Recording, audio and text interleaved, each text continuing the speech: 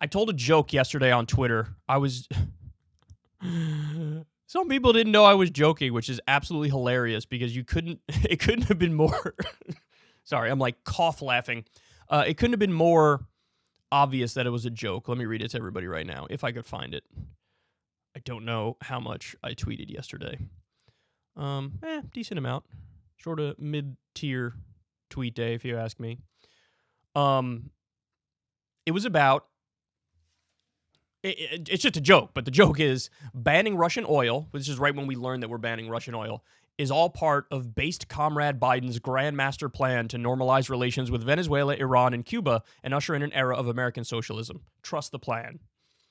So it's trying to do like a lefty version of QAnon type stuff, just, fucking around, having fun with it.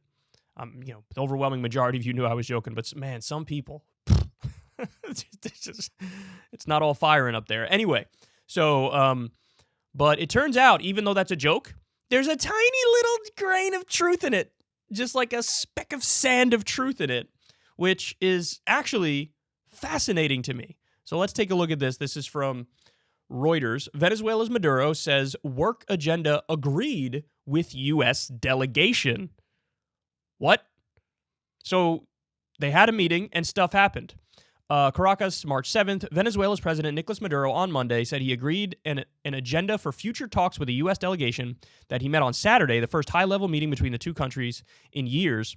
Officials from the two countries discussed easing oil sanctions on the South American country, but made little progress towards reaching a deal, 5 sources familiar with the matter told Reuters on Sunday, part of U.S. efforts to separate Russia from one of its key allies.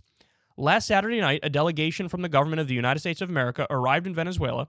I received it here at the presidential palace, Maduro said in a broadcast on state media. We had a meeting. I could describe it as respectful, cordial, very diplomatic, he said.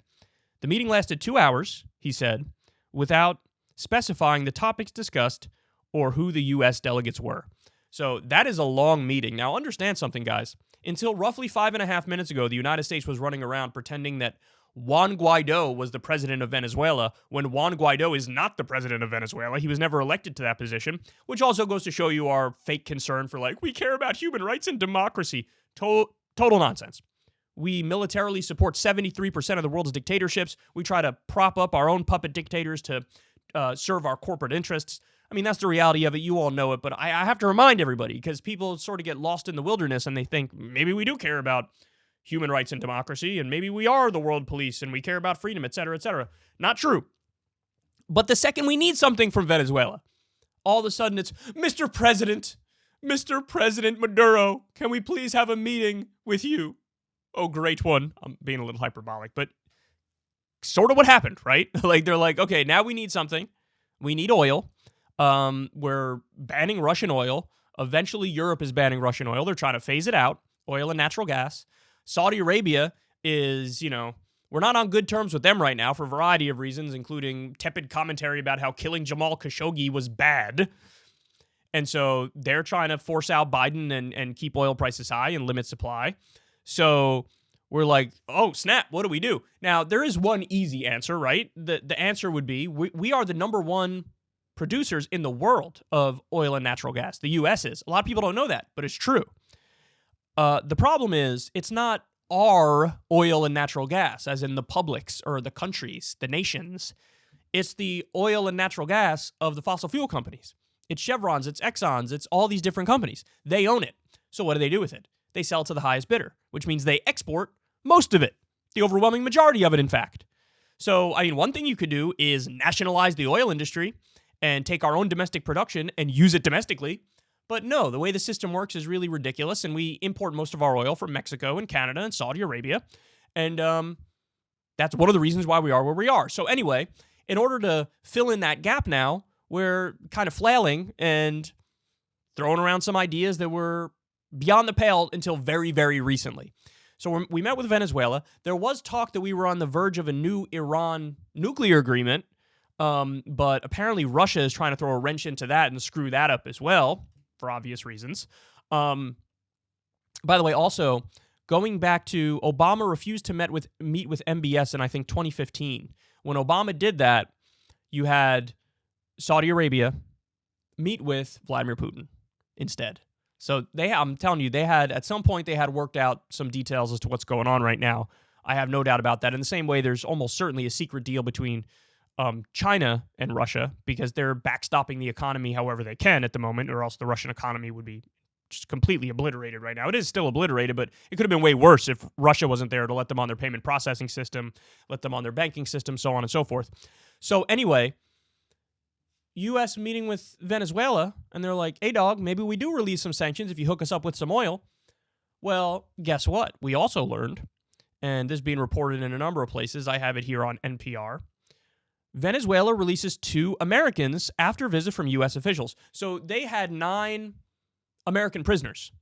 And after the 2-hour talks and some sort of a deal was made, Maduro was like, look, maybe I do a token gesture here, and I let you know I'm serious. And so freeing 2 American prisoners that I have. Oh, would you look at that? So if he's doing that for us, we're doing something for him, right? So maybe you're going to see some sanctions very soon be lifted. They say Venezuela's government released 2 Americans on Tuesday. A senior U.S. administration official confirms to NPR.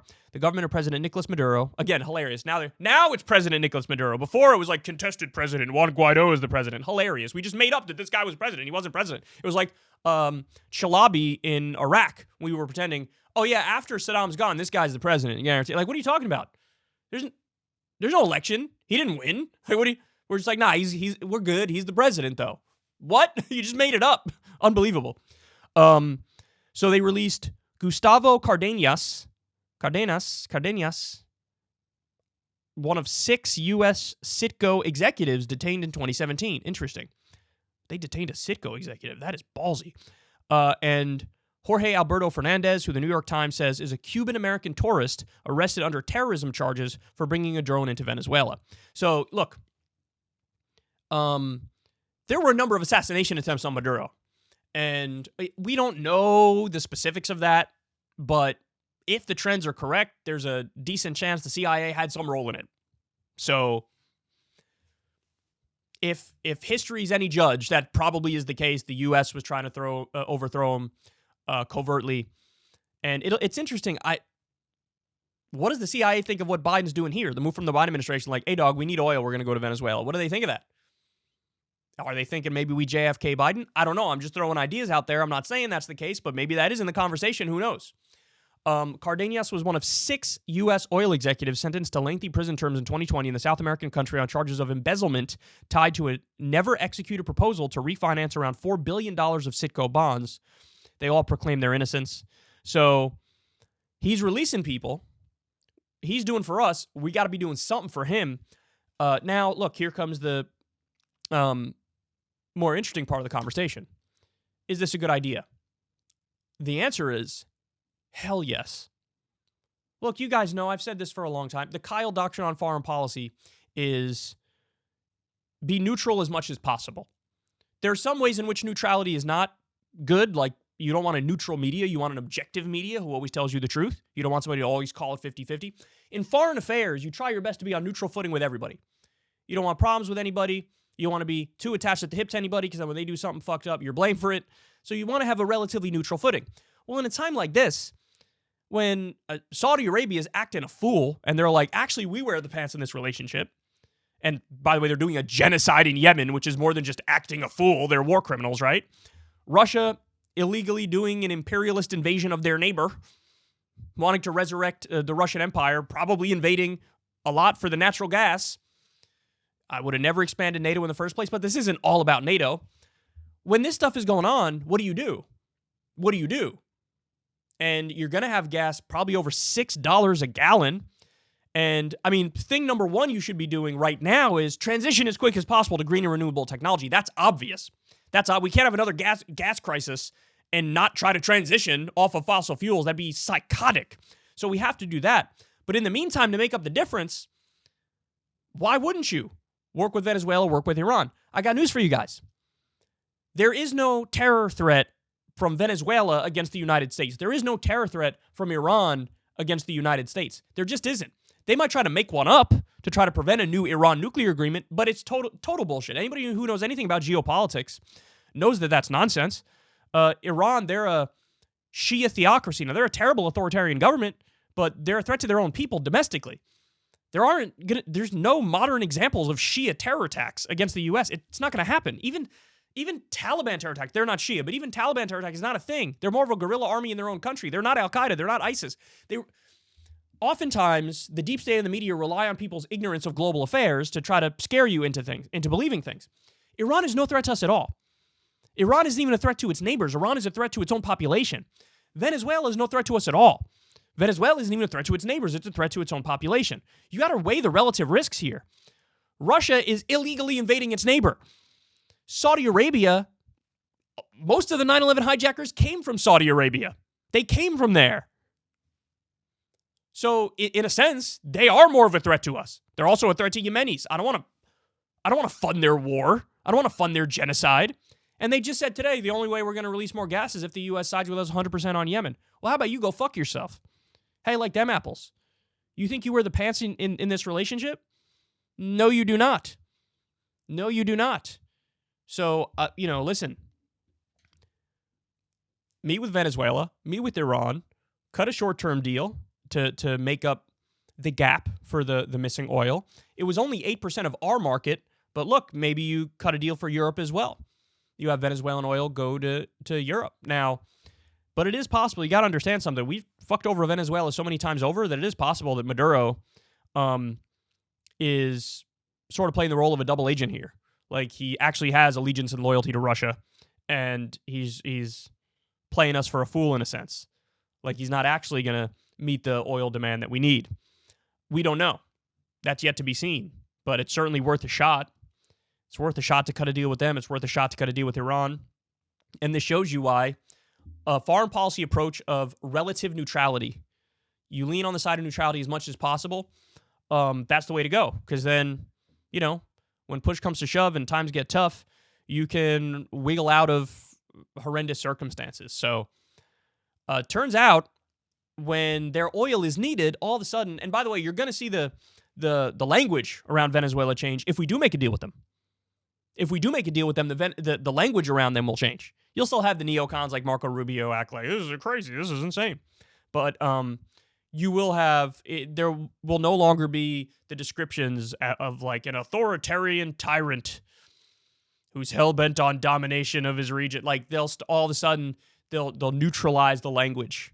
They'll neutralize the language. Because as long as you're a partner with the U.S., you can sort of do whatever you want. I mean, that's the way it works. And it shouldn't work like that. We should actually care about human rights and freedom and democracy. But we don't. So then, given that that's the reality, you got to weigh the relative risks. And I don't know. I like this way out. Look, here's the reality. Republicans are going to attack Biden. 7 out of 10 Americans say, I don't even care if we pay higher gas prices. I want to crack down on Russia. Now, eventually they'll flip on that, I think. But right now, that's how they feel. So if Biden doesn't crack down on Russian oil and gas, the Republicans will be like, going soft on Russia.